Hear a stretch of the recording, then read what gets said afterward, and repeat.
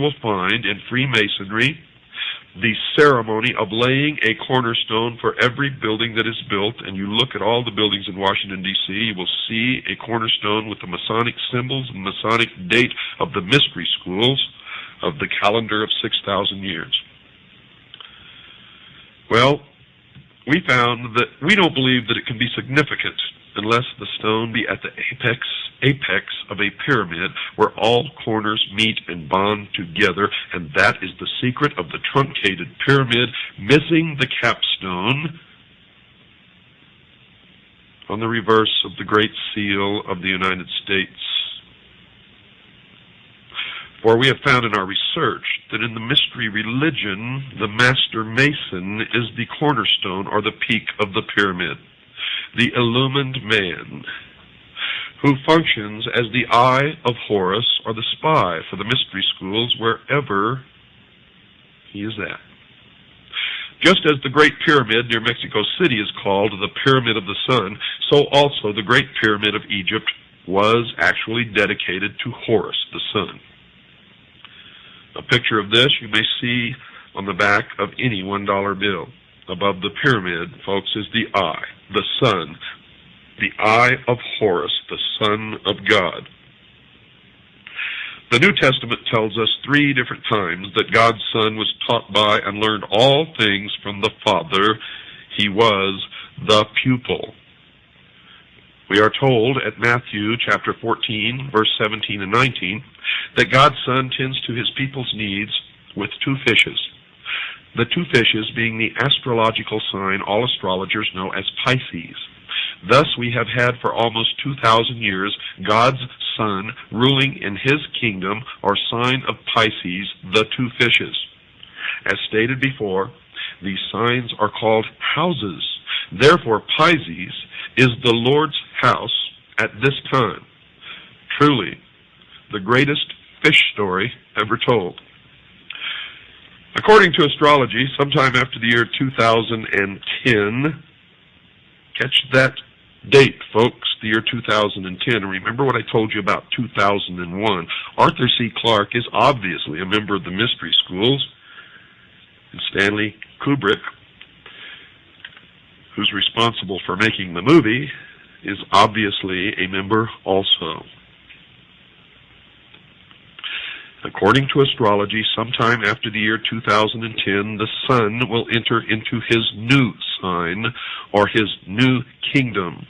As it was called by the ancients, this next coming sign or kingdom soon to be upon us will be, according to the zodiac, the house or sign of Aquarius.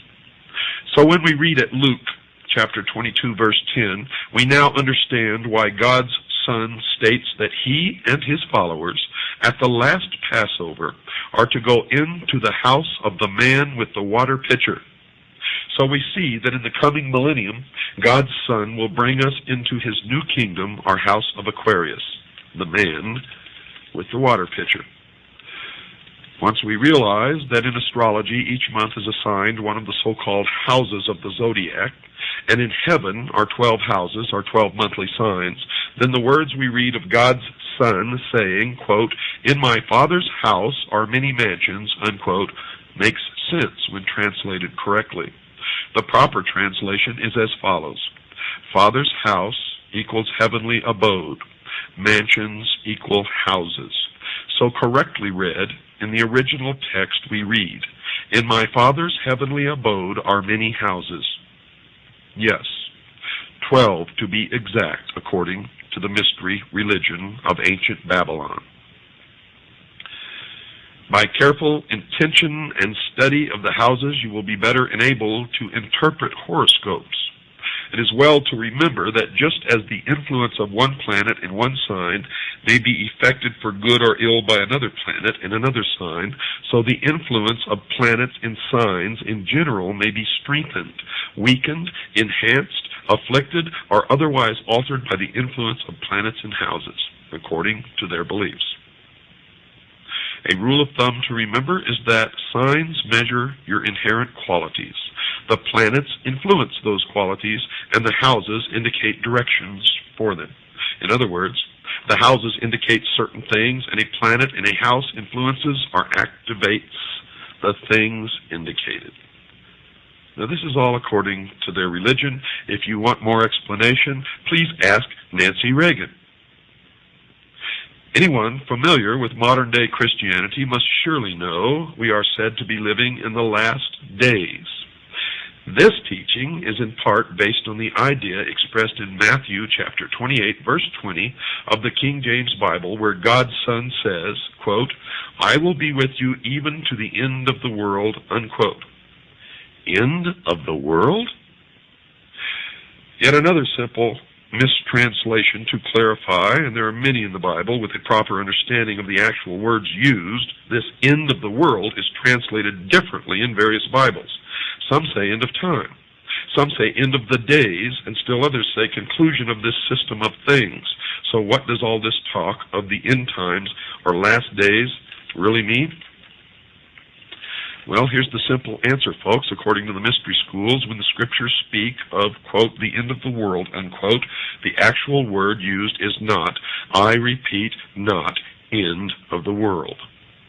The actual word in Greek is aeon, which when correctly translated means age. That's spelled, folks, A-G-E. Any library will have Bible concordances. Strong's Bible Concordance is a good reference work to use here. Look up the word age in any secular dictionary or Bible concordance. There you will find the word for age is from the Greek aeon, or A-E-O-N. Remembering that in astrology, each of the 12 houses or signs of the zodiac corresponds to a 2,000-year period of time called an age, we now know we are 1,992 years into the house or age of Pisces. Now, correctly understood, it can rightly be said that we today, in fact, are living in the last days. Yes, according to the mystery schools, we're in the last days of the old age of Pisces. Soon, God's Son will come again into his new kingdom, or new age, and that's where all this new age movement and new age comes from, new age of Aquarius, man with the water pitcher, Luke chapter 22, verse 10. That's right, folks, the new aeon, or the new age. This, according to the mystery schools, is the perversion of Christianity. This is the theme of the Bible, God's Son and his coming kingdom age, the new age of Aquarius. Now, what you choose to believe is your business. Remember, don't get mad at me. I am teaching you the mystery religion of ancient Babylon. And I am telling you right now, many people practice this mystery religion in secret, and they hate Christians. They hate Christians because they believe that Christianity is a perversion of their religion and thus is their enemy.